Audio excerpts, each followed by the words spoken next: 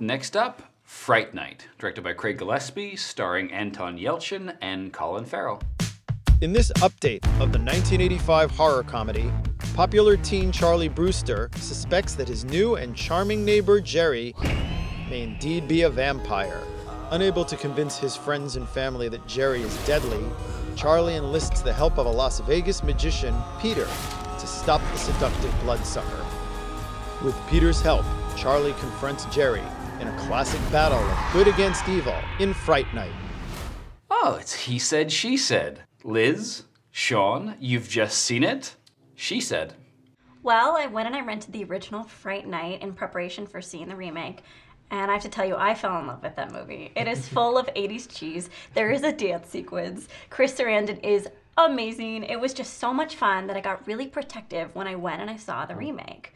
The remake is a lot of fun, almost as much fun as the first one. It had a lot of in-jokes to the original film, but it wasn't trying to be the original film, which I think is incredibly important.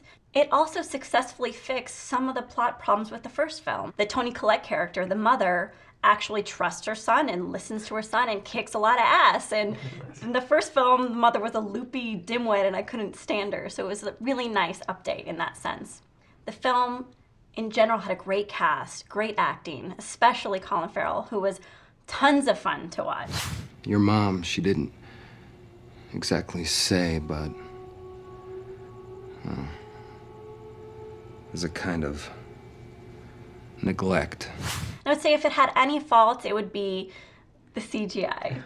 The first film had this great sense of goo and transformation, and you'd see the stages of evil. In this one, you just see Colin Farrell morph into this CGI large mouth creature, and it's just not as much fun. It doesn't have that camp that the original does. He said. Yes, well, I agree. I had a good time with this movie. I enjoyed it. They have a lot of fun with sort of the vampire genre. You've got garlic and crucifixes, and they're, piling it on. And I would say you should see it in 3D. I think one of the things they do to make this movie so much fun is they really utilize 3D in your face. They throw everything at you but the kitchen sink. You've got glass being thrown at you, you've got motorcycles being thrown at you, and you even have t-shirts getting thrown at you in one dance scene in this movie. I mean, I left the theater wanting a free t-shirt. I thought I was going to get one, but I didn't.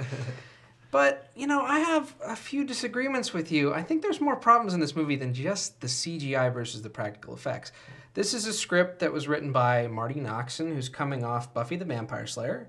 And I don't mean to hate on any of you Buffy the Vampire Slayer fans. You better watch out. Yeah, you better watch it. But it feels like a TV script in the sense that none of the main characters' motivations are really fleshed out. You say that the relationship between the friend and our main character, played by Anton Yelchin, is better in this movie, but Christopher Mintz-Plasse, who's playing McLovin all over again, he's good at it, but he's just playing McLovin, their relationship is not much. I mean, there's not a whole lot going on there. And David Tennant is given a backstory, but it's this past with Colin Farrell that's really brushed aside. They have one moment of dialogue saying that they have a past history together, but that's about it. It doesn't really play out as anything major in terms of the plot. And our hero's given this one prop in the third act that sort of solves all the problems that we need it to solve. It can do anything and rights all wrongs. I would say, though, that the cast is uniformly excellent. I think Colin Farrell is hamming it up here. He's having a good old time, and he's fantastic. And one other cast member I'd like to single out is this young girl named Imogen Poots. I hadn't seen her before in a movie, but she plays the protagonist's girlfriend, and she really brings a lot of spunk to that role. That was a role in the original that was pretty one-dimensional. Here she's sort of kick-ass. Charlie's gonna find me. I'm counting on it. There have been a lot of vampires in recent pop culture, and I feel like it's been a little bit diluted. Do you feel like this movie has gotten back to the old vampire mythology? I think one of the reasons they went back to remake a 1985 vampire movie is to bring that vampire myth back into the, this century. When they go out into sunlight, you can stake them through the heart, you can put up garlic and crucifixes, and they get scared off by them. Well, I think it's time to take this to a vote.